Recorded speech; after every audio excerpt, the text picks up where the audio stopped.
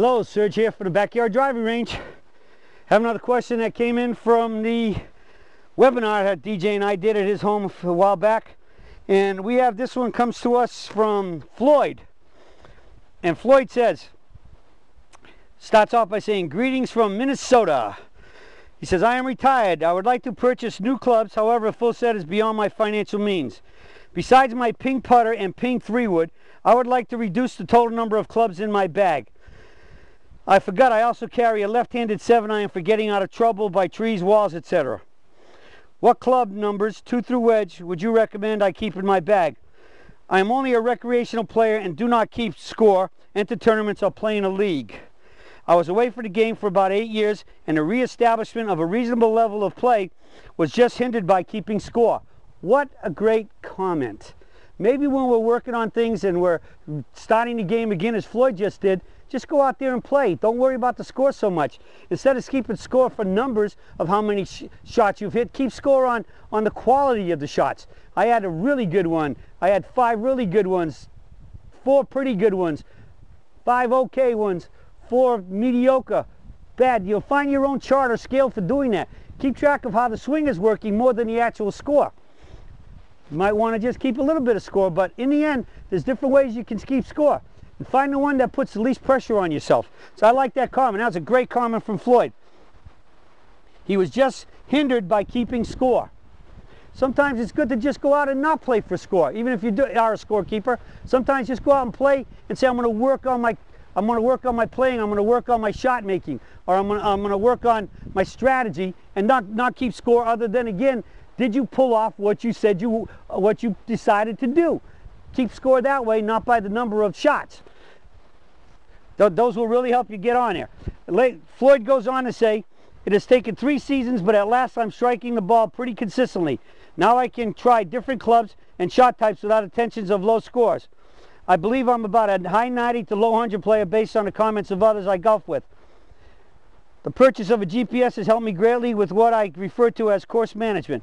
I finally learned how to properly lay up and not just keep trying to slug it over the creek or the pond. Again, if it's going to take close to 100% or 95% of a shot to carry a bunker or carry a lake or to carry that front bunker, then lay up. It's better to lay up and not end up taking a drop, blowing a ball in the lake and getting a penalty, never mind losing a ball. So, smart stuff. He says, lastly, I lost lots of yardage with all my clubs during the lag-off years. Hopefully you can help me end up with an 8 to 9 club maximum in my bag.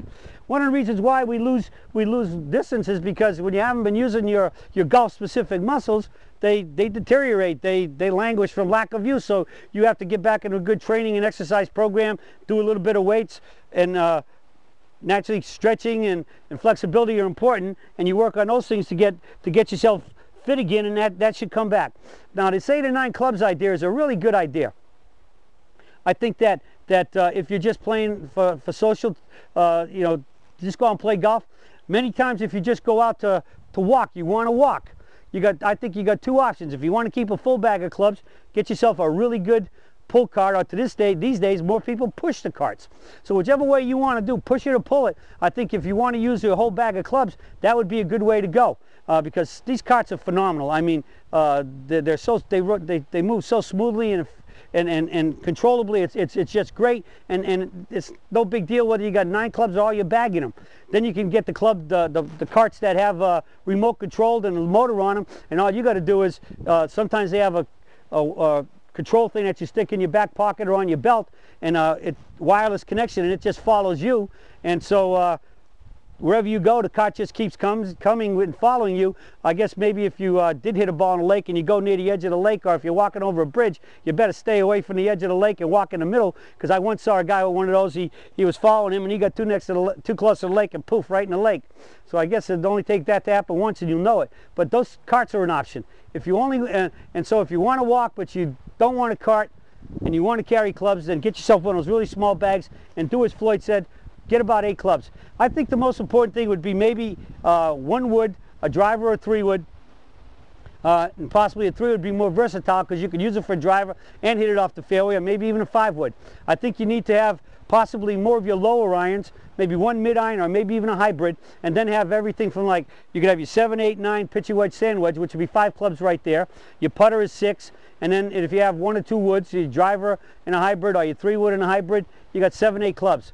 As far as the left-handed club goes, I think that the best way to decide what clubs you want is to go play a number of times and count how many times you use a club. If you have a club like, say, maybe that left-handed club, how many times do you really hit it to warrant carrying it? And I mean, at some point, if you're not keeping score or whatever, there's no need to keep that left-handed club in there. If you need to be sharp with it, practice with it on the range, but don't carry it on the golf course. Chip out, practice your chipping outs with it. Or in the end, if you just, like I said, if you're not keeping score, just take the ball away where you can hit one of your clubs. But test your clubs and find out which ones you hit the most. That's the ones you want in your bag. Sometimes if we're trying to decide, say for example, should I drop my 3 iron or my 4 iron and maybe put another wedge in or another hybrid, just count how many times you use your 3 or 4 iron. And if you hardly ever use it, then that's an easy decision.